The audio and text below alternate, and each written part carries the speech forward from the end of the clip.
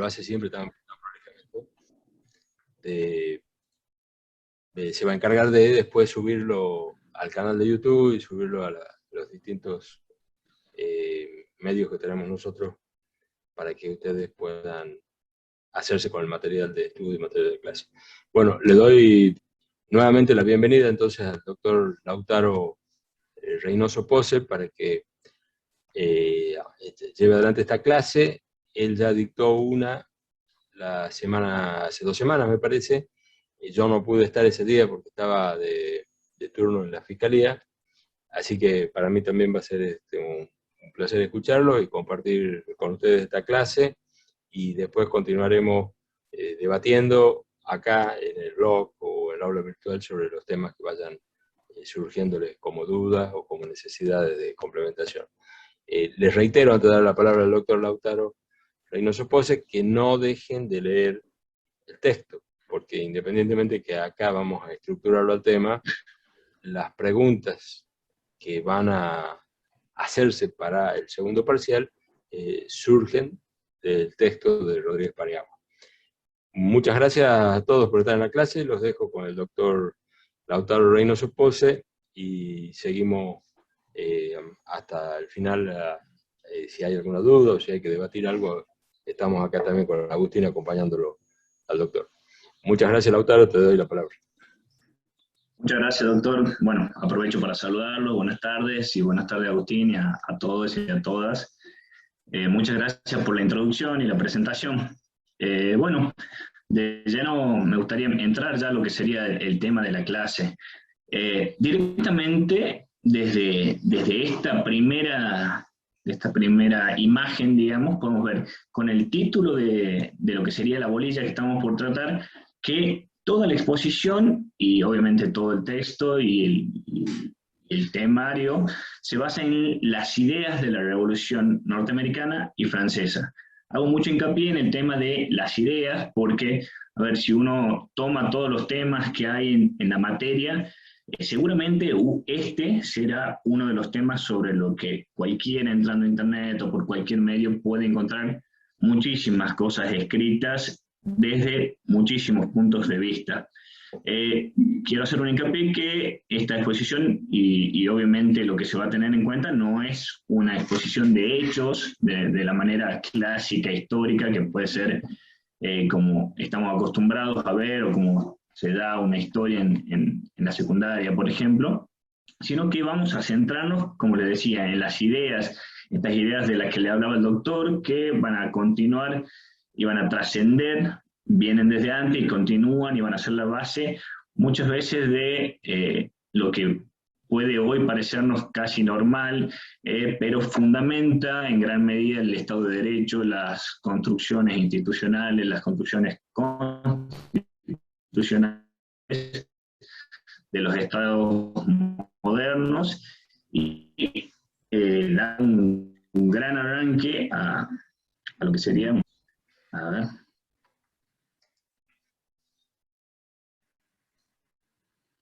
bien.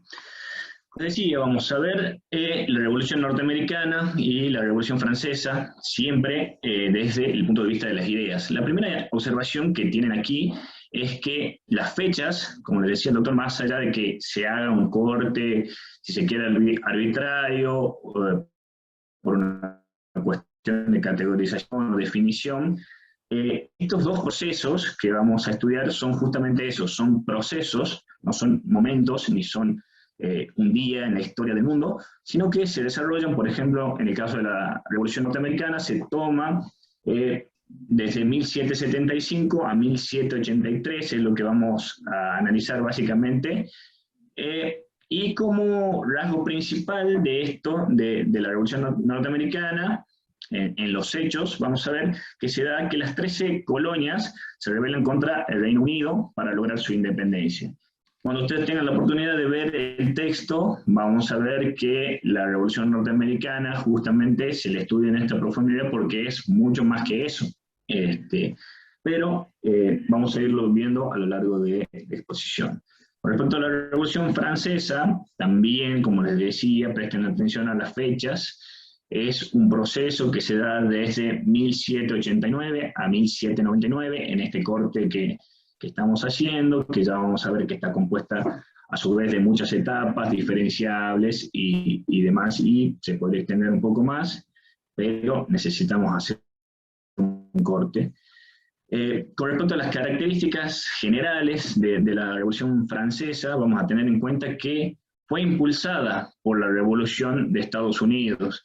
Esto va a ser lo primero que encuentren en el texto, cuando puedan ir a Rodríguez Paniagua, la importancia que tiene la anterioridad, bueno, cronológica, pero los principios que se tratan y se dan impulso en la Revolución Norteamericana van a estar reflejados también a su vez en la Revolución Francesa, y es importante decirlo esto porque, como dice el texto, muchas veces se tiene de alguna, por decirlo de alguna manera, mucha más prensa la Revolución Francesa, digamos, por lo mismo que el autor señala el hecho de los acontecimientos compulsivos y sangrientos, como vamos a ir viendo, y también destacar que esta Revolución Francesa se destaca principalmente por hacer un corte con este antiguo régimen y con el sistema de la monarquía absoluta. ¿Sí? ¿Cuáles se podrían identificar como causas comunes de lo que se llama las revoluciones burguesas del siglo XVIII? Obviamente que en estas están incluidas la Revolución Francesa y norteamericana, y algunos también incluirán lo que será después la Revolución Industrial en Inglaterra y en otros países. Pero, ¿cuáles son los factores comunes y previos que condicionan lo que aquí se señala como el siglo de las luces, que se puede decir totalmente que es una revolución intelectual, perdón. La ilustración y el iluminismo. Seguramente ustedes ya tuvieron la oportunidad de verlo y conocerán muy bien lo que es el iluminismo, pero hace bien recordar que esto se trata de una corriente, una revolución cultural, artística, intelectual, en la que se intenta, como decía el doctor en la introducción, dejar atrás lo que se identificaba como esta oscuridad de la Edad Media y pasar a una nueva claridad guiada por la luz de la razón, en la que se confía, obviamente con un antropocentrismo importante, en que hay un progreso casi indefinido en ese momento, basándose siempre en la capacidad racional de las personas, ¿sí? Aquí van a surgir estas nuevas ideas políticas y sociales que las vamos a ir desarrollando a lo largo de toda la exposición, y como rasgos o columnas de este movimiento vamos a encontrar el liberalismo y la tolerancia religiosa. El liberalismo, obviamente, ustedes ya lo habrán visto desarrollado muy bien con John Locke, sobre todo, pero hay muchos otros pensadores que seguramente habrán tocado también. Y la tolerancia religiosa, teniendo en cuenta, obviamente, dentro del marco histórico que se dieron las revoluciones o los distintos cismas dentro de las religiones imperantes. Vamos a tener que tener en claro aquí de qué hablamos cuando hablamos de antiguo régimen.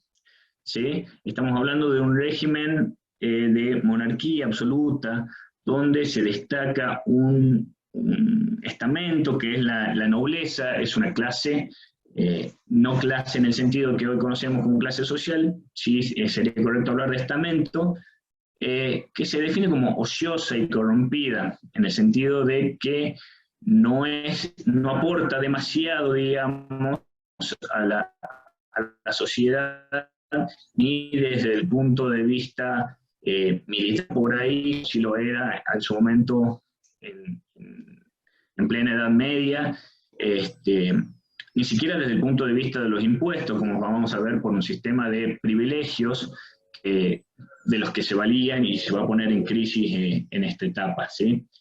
Este sistema, sin duda, como dice Power, va a estar caracterizado por ser bastante opresor y corrupto, digamos. La las libertades individuales hasta este momento y con este antiguo régimen no van a ser de ninguna manera una garantía ni algo común en los países ni en los sistemas de gobierno imperantes, ¿sí? Me gustaría, sí, más allá de que no vamos a hacer tanto hincapié en los hechos uno por uno que dieron lugar a la revolución, ni siquiera tampoco en los enfrentamientos y demás que se podrían analizar con respecto a la revolución norteamericana, sí me gustaría que tengamos en cuenta un par de cositas para entender bien cómo se desataron estas ideas o qué lleva a que estas ideas se plasmen o se materialicen de la manera que lo hicieron, ¿sí? Como contexto, tenemos que tener en cuenta que previo al proceso que estamos analizando se dio lo que se llamó la Guerra de los 7 años, ¿sí? Esta es una guerra que tiene lugar entre Francia e Inglaterra, obviamente dos de las potencias coloniales más grandes y a la vez aliadas con, respectivamente, una con España y otra con Portugal.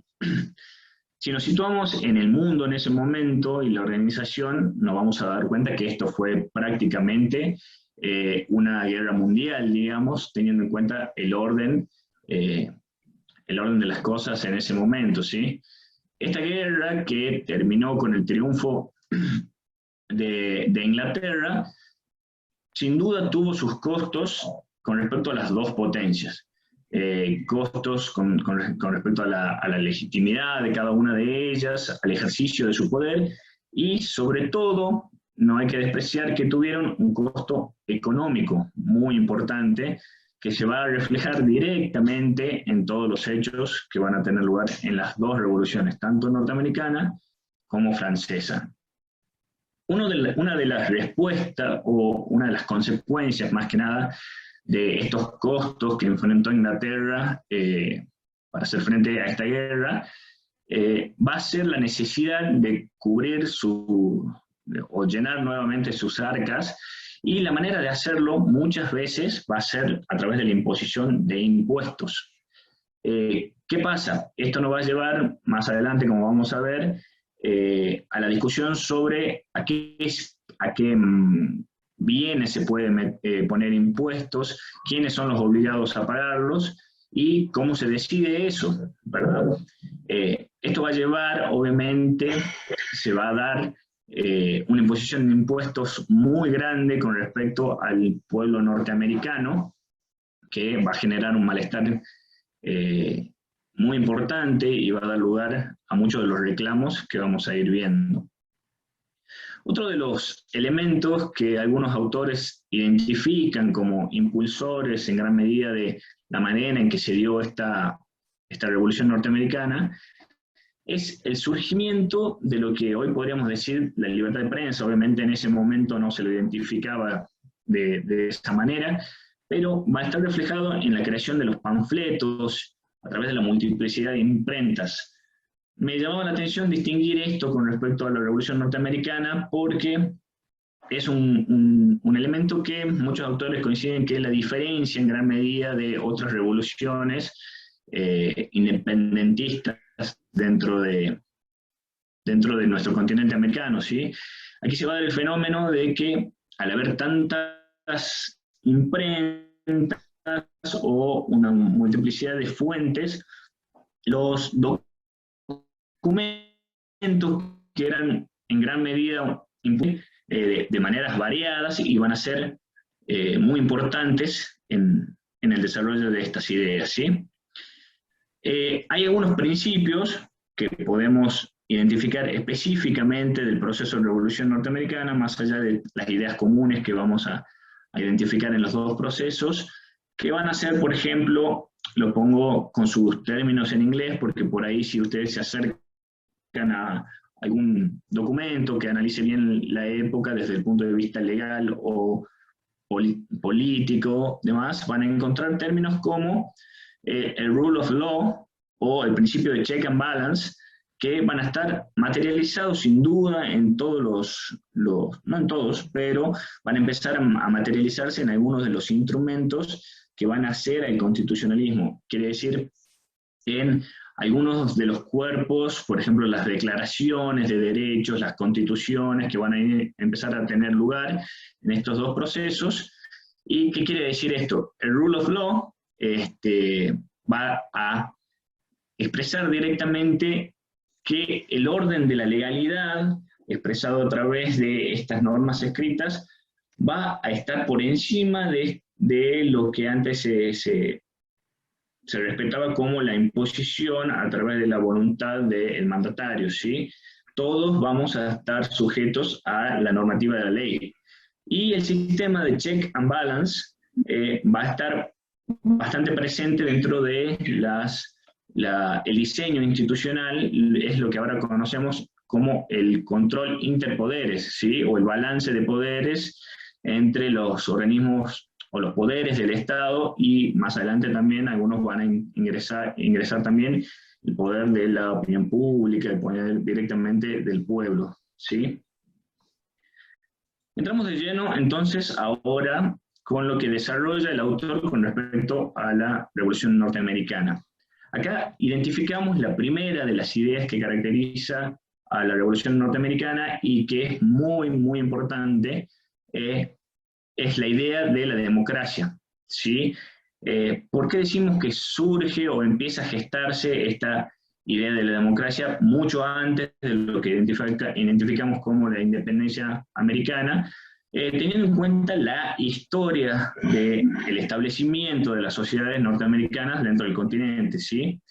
Es un hecho que desde el origen de las 13 colonias y la organización democrática es común a todas las colonias, ¿sí? Estamos hablando de que principalmente en los principales centros en los que desembarcan los ingleses y británicos que vienen al continente, se da una organización de sociedades mercantiles, y por las características de las personas que vienen también tienen una importante carga religiosa, que se da con estas características que no eran comunes en la época, ¿sí? Una organización en base a estatutos, por ejemplo, en las colonias, en los asentamientos de Virginia, basados o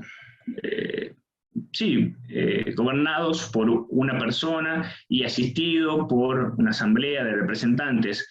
Esto, como les digo, no era tan común en la época, la asamblea de representantes directamente elegidos del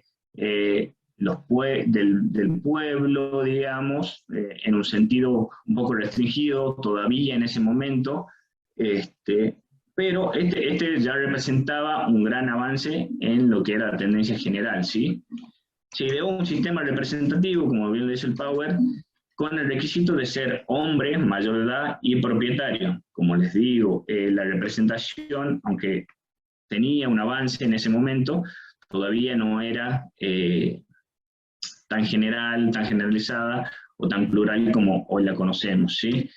Se destaca aquí el Pacto de Mayflower de 1620, donde se empiezan a plasmar, como les decía, este tipo de ideas y derechos con respecto a la población, ¿sí? Bueno, vamos a estar hablando bastante de estos principios liberales que subyacen dentro de la Revolución Norteamericana y francesa. Y bueno, sería ideal, obviamente, primero identificarlos, ¿no? Porque lo vamos a ir encontrando a lo largo del texto y a lo largo de la exposición y en el análisis de los dos procesos. Estos principios liberales comprenden, por un lado, la lucha por la libertad del individuo frente al poder opresor y autoritario de las monarquías absolutas.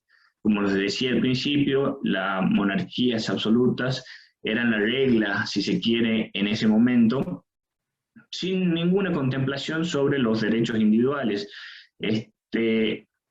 La lucha por los poderes individuales, digamos, va a ir siendo una conquista progresiva, incluida dentro de estos principios liberales. Los derechos de los hombres son derivados de la ley natural y no de la concesión de un príncipe o magistrado. Sí, esta es otra de las ideas que vamos a ir repitiendo y se va a ver a lo largo de todas las creaciones legislativas que vamos a ir revisando. La idea esta de la ley natural, la ley que le corresponde a todos los hombres por ser hombres. Obviamente cuando digo hombres, estamos hablando de hombres y mujeres en líneas generales, pero vamos a identificar bien que en ese momento muchos de los derechos políticos todavía contemplaban exclusivamente a los hombres, ¿no?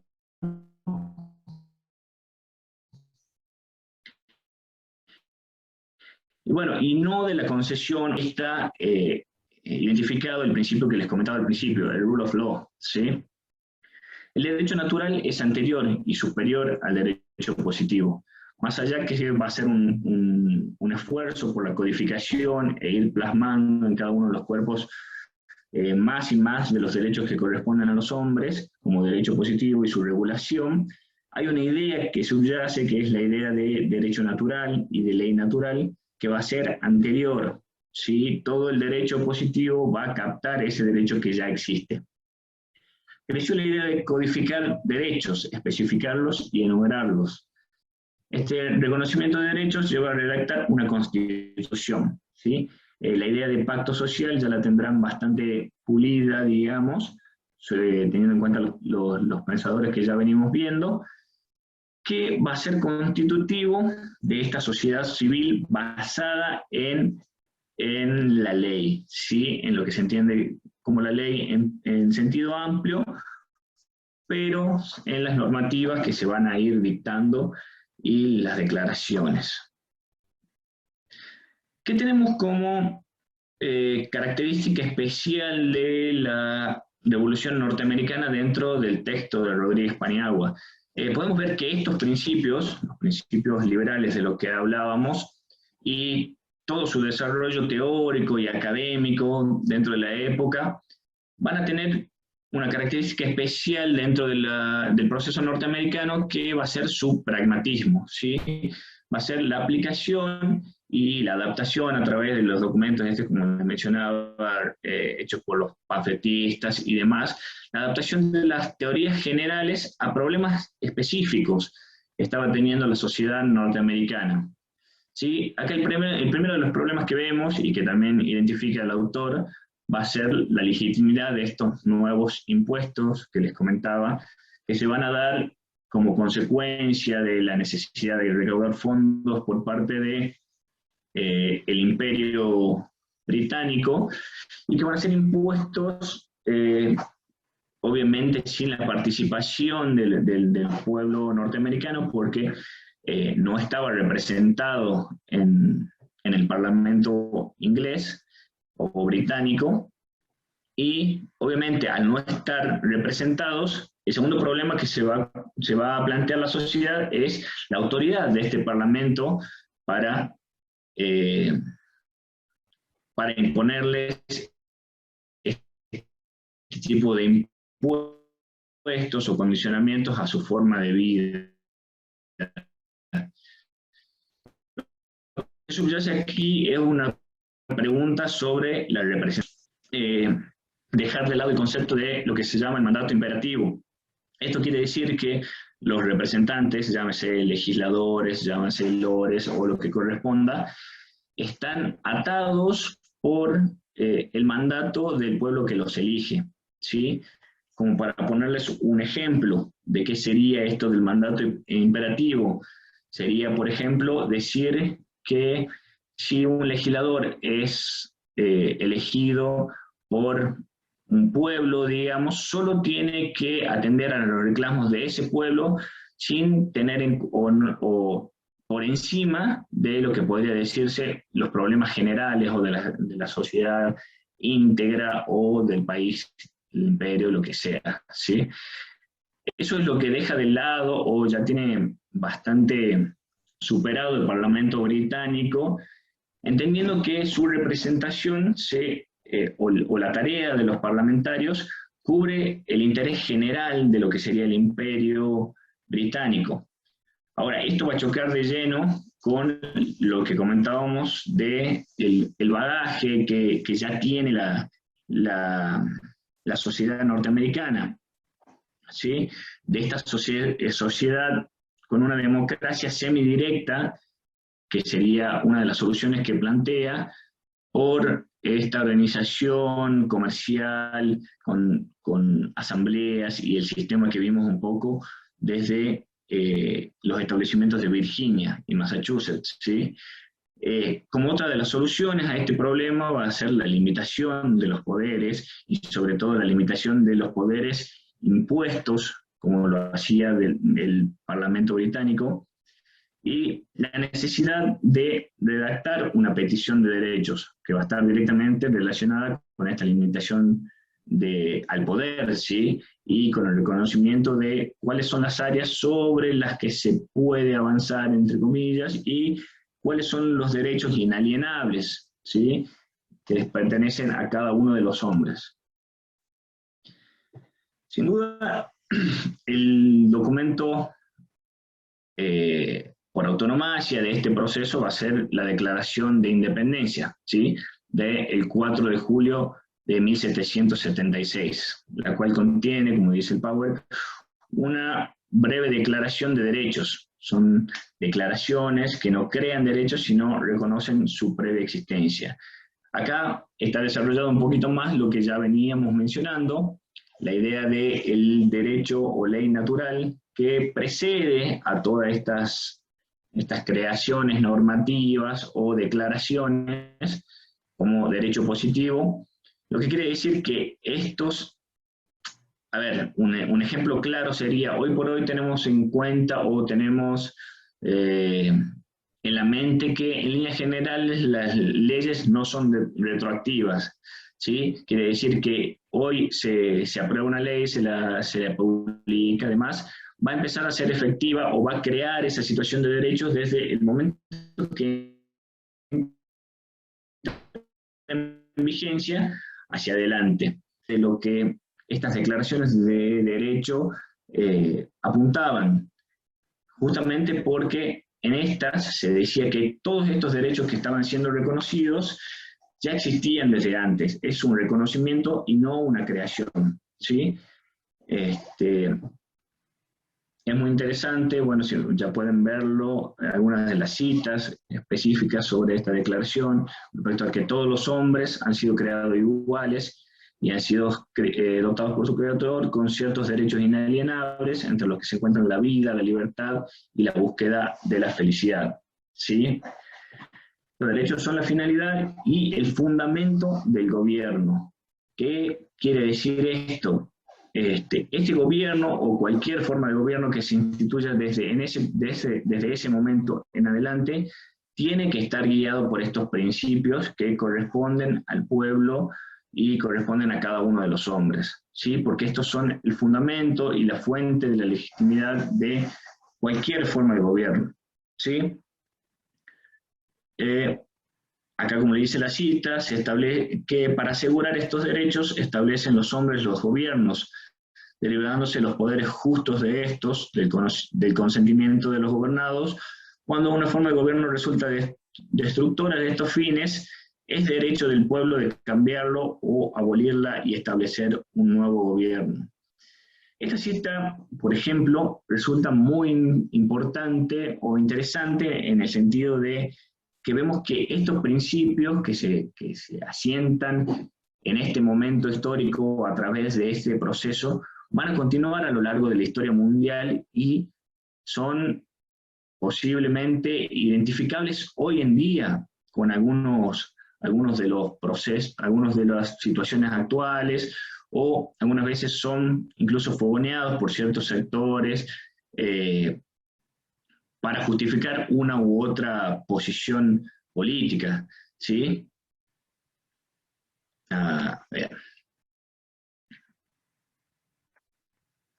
Perdón.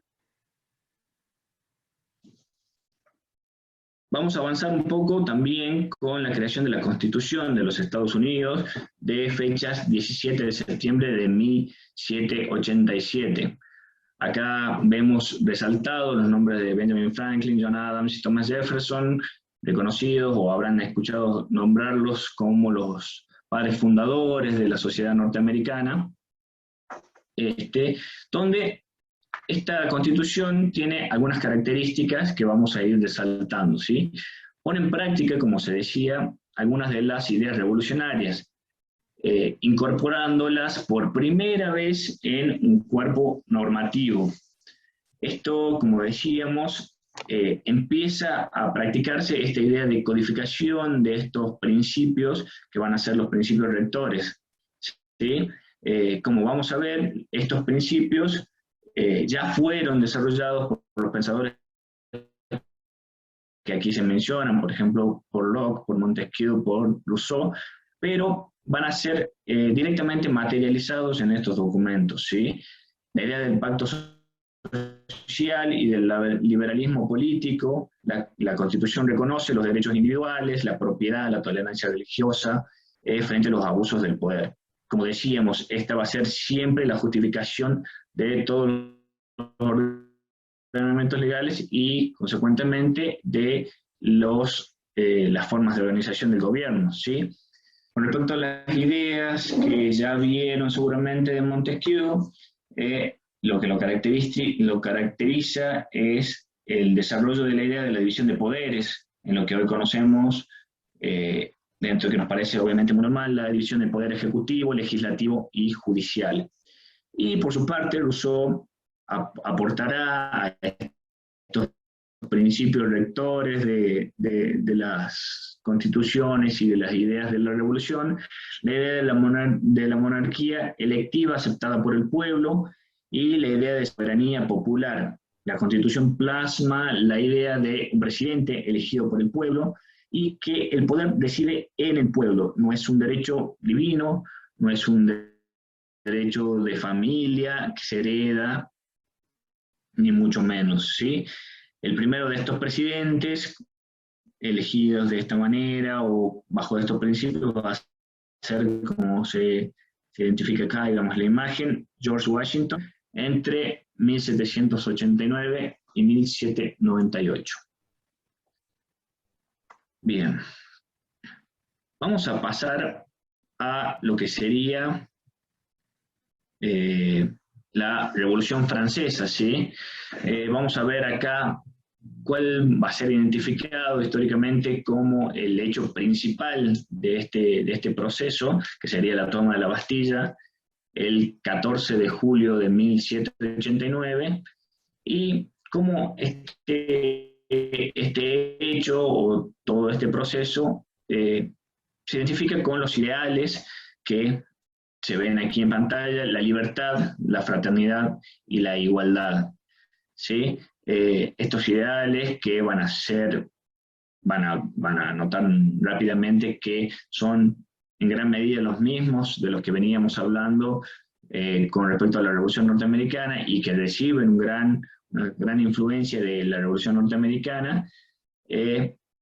Van a tener también las influencias de la Ilustración y del liberalismo, como ya lo veníamos hablando, a través de estos pensadores que resaltamos y a través de todo este proceso, incluido en una modificación cultural y intelectual, ¿sí?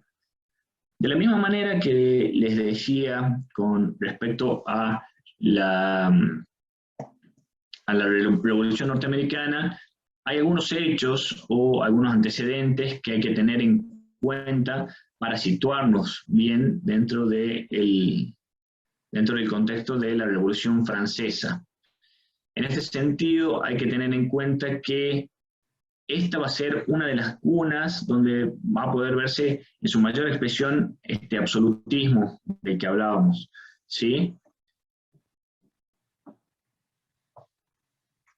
Yo en el Power les incluyo la figura de Luis XIV, que más allá de que no va a estar directamente incluido en el periodo histórico que estamos analizando, va a ser una de las figuras icónicas con respecto a esta monarquía absoluta, al absolutismo, identificado por ejemplo, por esta frase que les pongo, esta de decir: el Estado soy yo, ¿sí? Él va a modificar un poco toda la creación o la organización social, política, y va a dan las características por las que se reconocen al estamento de la nobleza, por ejemplo, en esta época. Esta modificación de las características de una nobleza de espada o una nobleza casi parasitaria, digamos, puede verse, por ejemplo, si ustedes tienen en cuenta, como para ponerles un ejemplo que lo patente bien dentro de una serie o películas. Cuando yo les hablo, por ejemplo, de la nobleza de espada o la función de la nobleza en un estado feudal previo, se puede tener en cuenta lo que se ve en películas, por ejemplo, como Robin Hood o ese tipo de situaciones en la que los jefes feudales, por su poder, por su riqueza, tenían a la vez una autonomía militar, digamos. Ellos ofrecían una protección a la parte del pueblo que estaba incluida dentro de su esfera de poder, a cambio de algún impuesto, de alguna contraprestación, le llamemos. Esa característica va cambiando y va mutando a lo largo de este periodo histórico, y tiene una vigencia muy importante en la etapa de Luis XIV, que va a ser, por ejemplo, reflejada bastante bien en series como Versalles o ese tipo de cosas, en las que la nobleza no tiene una función directamente identificable, sino que ocupa una situación de privilegio que la sociedad en general va a empezar a cuestionarse, ¿no? Bueno, acá vemos también la influencia de la Guerra de los 7 años. Como vimos con respecto a Inglaterra, también va a ser muy costosa para el Imperio francés esta guerra, y va a dar lugar también a un cuestionamiento sobre la forma de financiar la recuperación del imperio, ¿sí? Obviamente que una de las formas de recaudación directa que va a tener el imperio en ese momento, ya estamos hablando propiamente de los antecedentes que dan lugar a la Revolución Francesa, va a ser también la imposición de impuestos, como lo vemos en el Power, ¿no?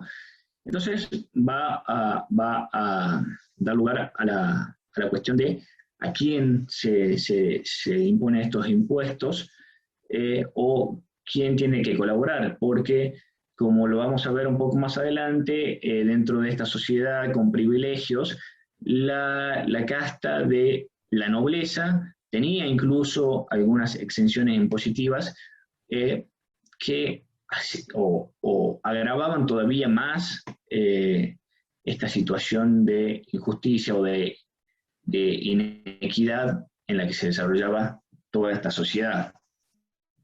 Esta sociedad estamentaria, como lo vemos aquí, cuando decimos estamentaria, tenemos en cuenta de que se habla de 3 estados o 3 estamentos, diferenciados por la nobleza, el clero y el tercer estado, que incluiría de alguna manera todo lo demás, o todas las ocupaciones o todas las situaciones dentro de la sociedad.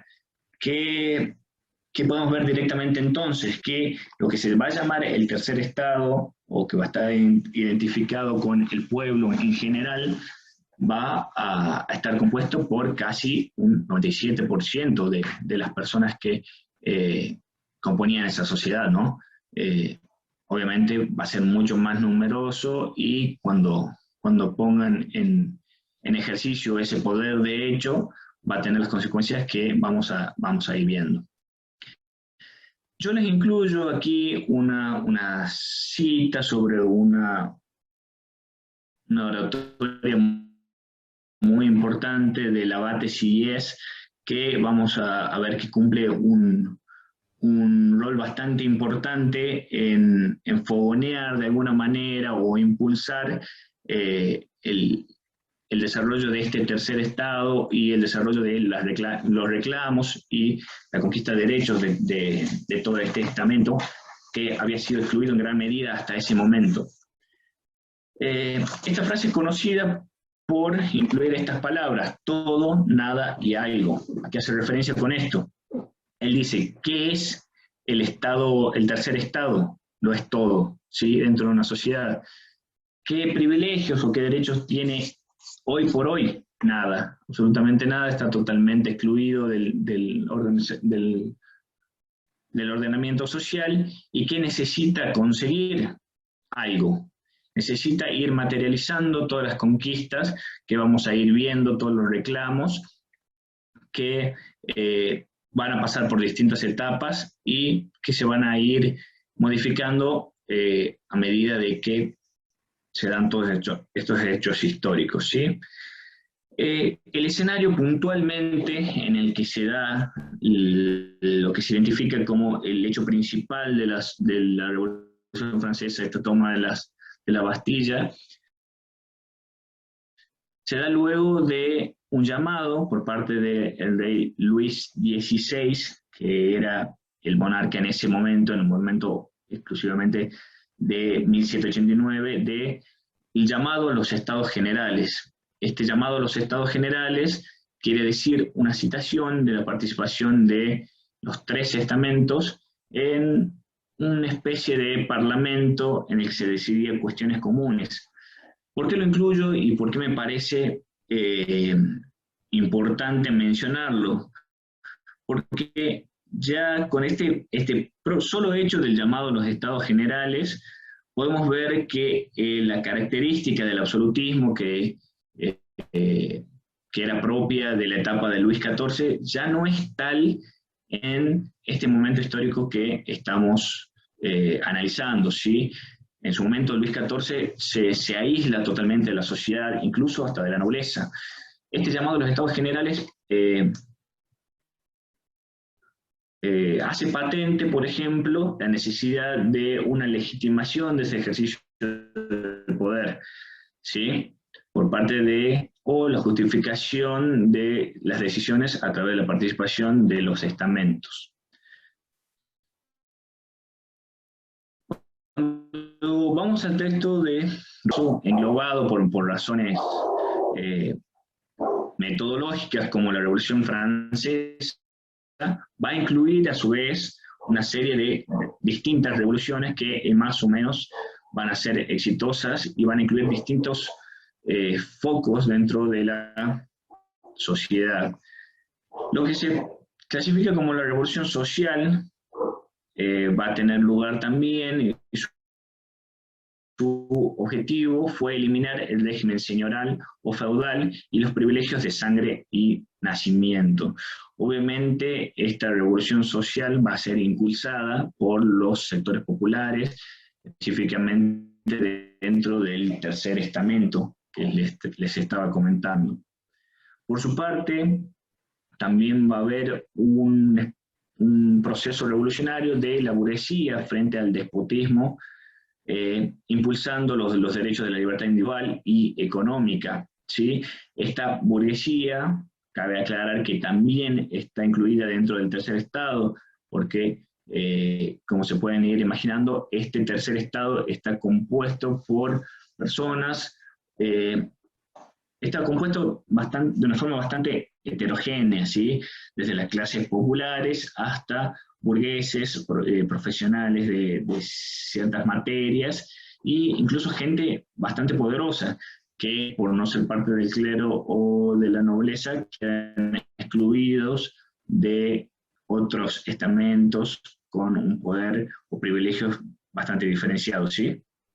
Y por otro lado, vamos a tener el proceso de la revolución institucional o constitucional por parte de los representantes populares al proclamarse como Asamblea Nacional.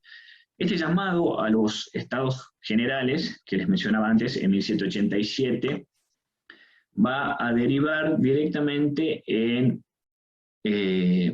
un proceso bastante caótico que va a darse en esa reunión de los Estados Generales, que va a terminar en cierta medida con una orden del rey de cerrar este recinto en el que se juntaban los Estados Generales, y va a dar lugar a algunos hechos bastante ilustrativos y con bastante significación, por el que estos estados generales, principalmente el tercer estado, va a reunirse fuera de este recinto y va a declararse como lo que vemos acá, la Asamblea Nacional, ¿sí?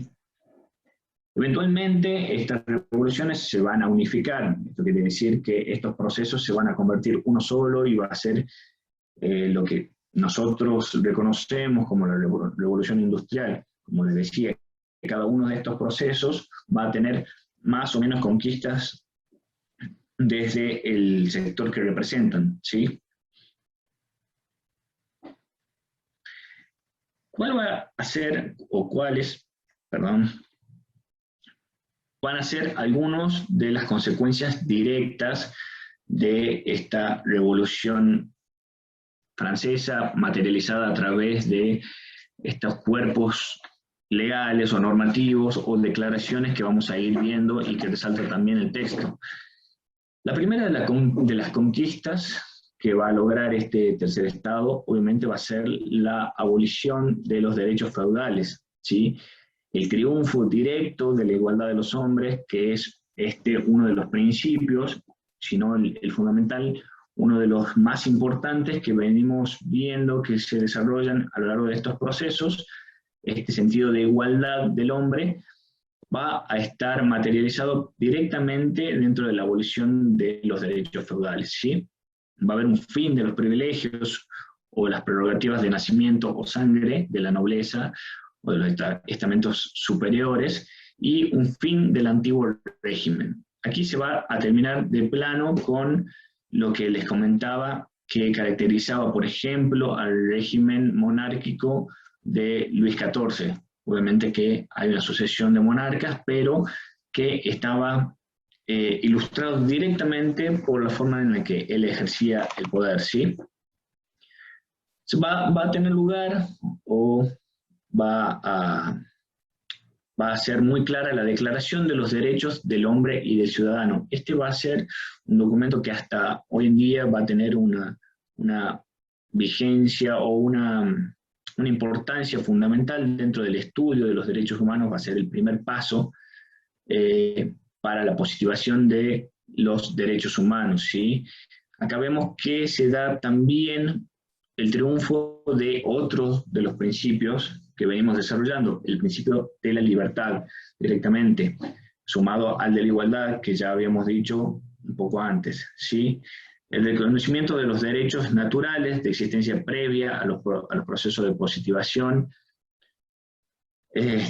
Como ya lo dijimos, van a ver que esto es una característica común y seguramente derivada de las conquistas del proceso de Revolución Norteamericana, ¿sí?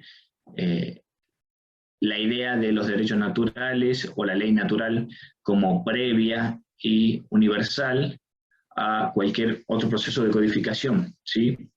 Las declaraciones, como les decía, no crean los derechos, sino que reconocen su previa existencia. También se va a dar un proceso de secularización del Estado. Esto quiere decir una separación entre la Iglesia y el Estado, que se va a dar directamente en la privación de poder, de un poder que ya ejercía obviamente el orden religioso de una manera muy importante desde la Edad Media y hasta este momento, que va a traducirse obviamente en la privación de su esfera de influencia dentro del ámbito político, pero también directamente con los beneficios económicos que tenía el poder religioso, ¿sí? Acá se va a desaparecer, por ejemplo, el diezmo, y se va a dar la confiscación de gran parte de las tierras que pertenecían directamente a la Iglesia, van a pasar a formar parte del Estado, y esto va a ser una respuesta también, o va a ser una forma de materializar los principios de lo que estamos hablando, ¿sí? Si todo lo que forma parte de la sociedad pertenece directamente al pueblo y no viene derivado de un derecho divino o de un orden superior, obviamente que la disposición de todos estos bienes va a tener que darse, lógicamente, por parte del Estado y de los representantes que el pueblo elija, ¿no? Y, bueno, también dentro de como una consecuencia lógica de esta disminución de la preponderancia de la Iglesia, se va a dar una tolerancia religiosa, ¿sí? Va a haber un proceso de codificación de la misma manera que ya lo venimos viendo dentro de la Revolución Norteamericana. Va a haber un nuevo pacto social basado en los principios de libertad, igualdad y fraternidad, que buscará la redacción de una constitución que establezca una nueva sociedad política, plasmar en cuerpos legales todos estos principios que vienen ganando tracción y que vienen, de hecho, siendo materializados por cada una de las conquistas y las luchas que van a darse dentro de estos dos procesos. Como consecuencia y de manera para consolidar todas estas conquistas, se va a hacer necesario, o van a llegar a la conclusión de que va a ser necesario codificarlas o materializarlas dentro de estas construcciones y cuerpos legales. ¿Sí? Bien. Un segundito. Como les decía, este proceso, caracterizado como la Revolución Francesa, va a tener a la vez, dentro de sí mismo, otros subprocesos, si queremos llamarles, que van a estar también materializados en creaciones legislativas, como lo podemos ver aquí en la Constitución de 1791. ¿Sí? Esta Constitución va a tener, por ejemplo, va a materializar o va a reflejar directamente la teoría de la división de poderes de Montesquieu. Como ya le habíamos dicho, era uno de los principios que venían siendo impulsados desde la población, como una manera también de regular el ejercicio del poder público, ¿sí? Va a instaurar una monarquía limitada, una monarquía constitucional. Por ejemplo, como hecho ilustrativo de esto, el rey debía jurar a la Constitución. Bueno, ejemplo más claro que esto no vamos a encontrar con respecto a la primacía de la ley, ¿sí? Sobre cualquier otro derecho o derecho de sangre divino o de cualquier otra manera que se lo quiera expresar. Todos vamos a estar sometidos a la misma constitución o a la misma creación legislativa, ¿sí? La Asamblea Nacional va a estar compuesta por los representantes del pueblo, obviamente, y va a tener la posibilidad de emitir el voto. Aquí todavía no se va a dar una democratización total del acceso al voto, obviamente, no nos olvidemos de la etapa que estamos hablando, pero sí va a haber un avance con respecto a que el hombre común va a poder acceder al sufragio. Sin embargo, no va a ser cualquiera de los hombres, sino van a ser personas definidas por un estado económico o por una situación de propiedad, ¿sí? Obviamente que los pobres o los sectores vulnerables van a quedar excluidos de esta posibilidad de ejercer uno de los derechos políticos.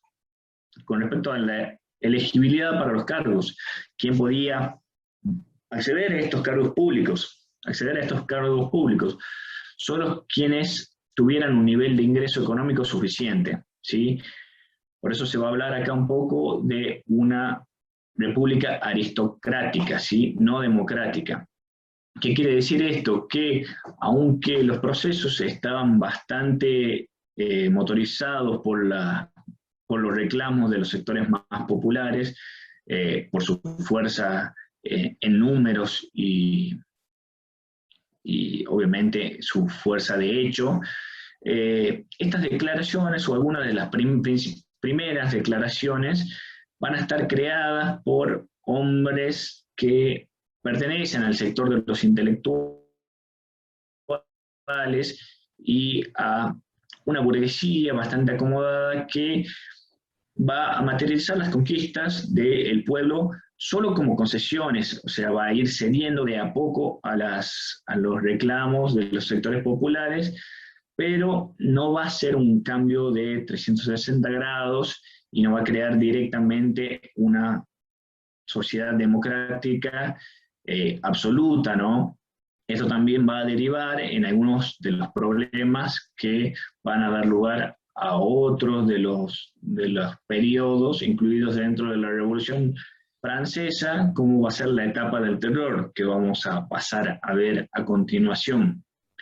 ¿Qué va a pasar? Este hombre común, estos pobres excluidos o dejados de lado por muchos de estos nuevos procesos, van a tener necesidades reales que no estaban satisfechas por esta nueva organización o esta nueva forma de plantear el Estado, ¿sí?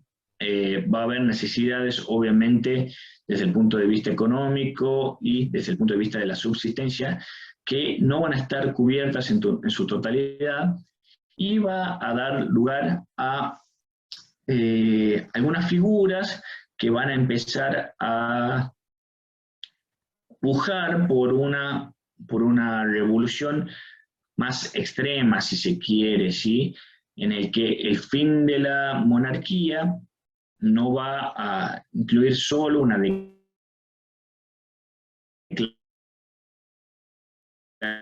declaración de derechos, sino las personas o gran parte de las personas que se identificaban como privilegiados de un sistema que se intentaba dejar de lado, ¿sí? Esta etapa del terror, como se la conoce, va a incluir los años de 1792 a 1794 y va a tener algunos hechos bastante característicos, como ser la ejecución decapitado del rey Luis XVI en 1793, ¿sí? Que va a ser la puerta de entrada a esta revolución con un carácter bastante violento y sanguinario, ¿sí? Se van a dar persecuciones a miembros de la nobleza y un proceso bastante violento,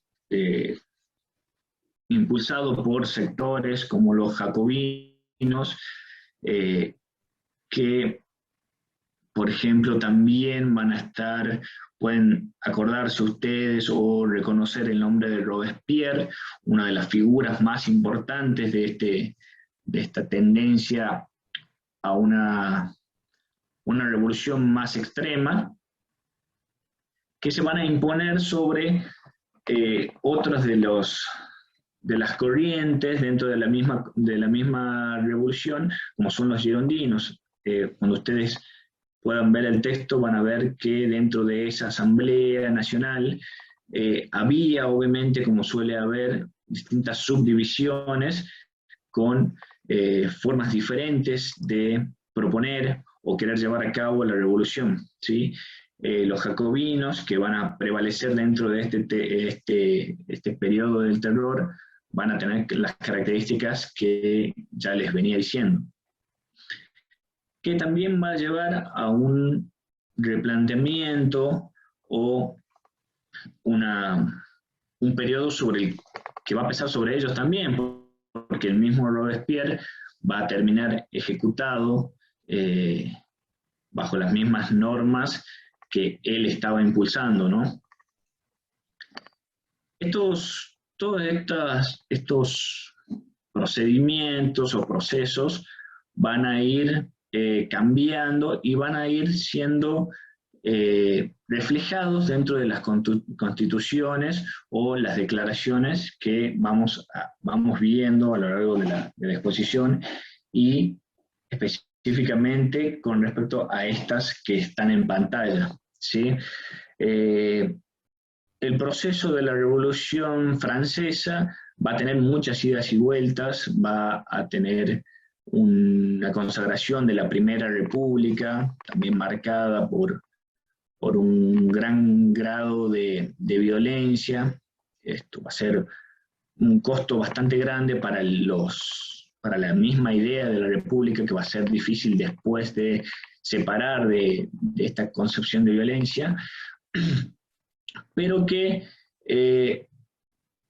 se los aclaro porque por ahí uno, cuando tiene una visión un poco lineal o unificada de los procesos, no va a entender por qué, por ejemplo, todo este proceso de la Revolución Francesa, que apunta hacia el reconocimiento de las ideas y los derechos que estamos mencionando, como la idea del liberalismo o de la igualdad, de la fraternidad, va a derivar en su momento último con el surgimiento de un personaje reconocido prácticamente por todos, como va a ser Napoleón Bonaparte, que va a volver a instaurar la forma imperial, ¿sí? Que va a intentar, y por poco lo logra, llegar a ser emperador del mundo entero, básicamente. Pero bueno, la idea es esa, tener en cuenta que estos procesos tienen vaivenes y que algunas de las etapas se dan como respuestas a la etapa anterior, y ese va a ser el desarrollo de la propia historia dentro de este proceso de la Revolución Francesa, ¿sí? En la etapa final de este periodo que vamos a estar tomando, se va a dar la Constitución de 1793, la Constitución del año 1 también, como la pueden ver en algunos textos. ¿Por qué va a ser la Constitución del año 1? Porque desde la imposición o desde esta revolución que se dio con la creación de la República, va a haber muchos cambios de sentido profundamente simbólico, como va a ser el cambio del calendario, ¿sí? Eso va a ser una cuestión, el nombre de los meses, el cómputo de los años, todo va a cambiar para dar una idea de una nueva historia dentro del pueblo francés, que luego va a tener las consecuencias que ya un poco venimos diciendo, ¿sí?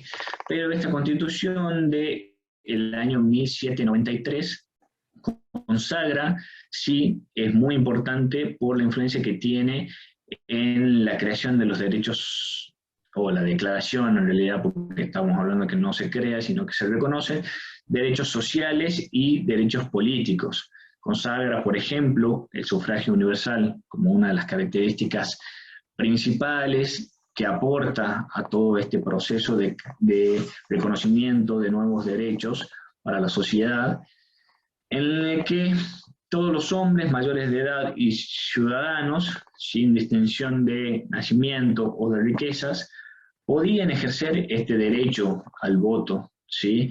Un derecho tan importante en el ejercicio de la ciudadanía. Y se da, por ejemplo, también la primera declaración de los derechos sociales, una declaración que luego va a tener restringida práctica en la realidad, pero se anuncian, por ejemplo, derechos a la felicidad, al trabajo, a la educación para todas las personas, ¿sí? Como les decía, este vaivén de situaciones dentro del proceso de la Revolución Industrial va a llegar luego a una segunda Constitución de 1795. O Constitución del año 3, según el cómputo que les comentaba, dentro de la República, ¿sí?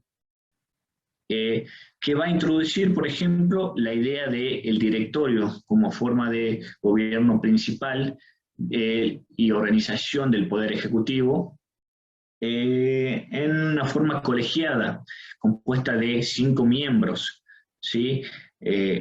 Eso va a también perseguir la idea de evitar la concentración de poder en una sola persona, de la misma manera que se hacía en las monarquías absolutas, y limitar, en cierta manera, el ejercicio del poder, dándole un tinte racional, o tendiendo a que tenga siempre un tinte racional, y coordinado o consensuado.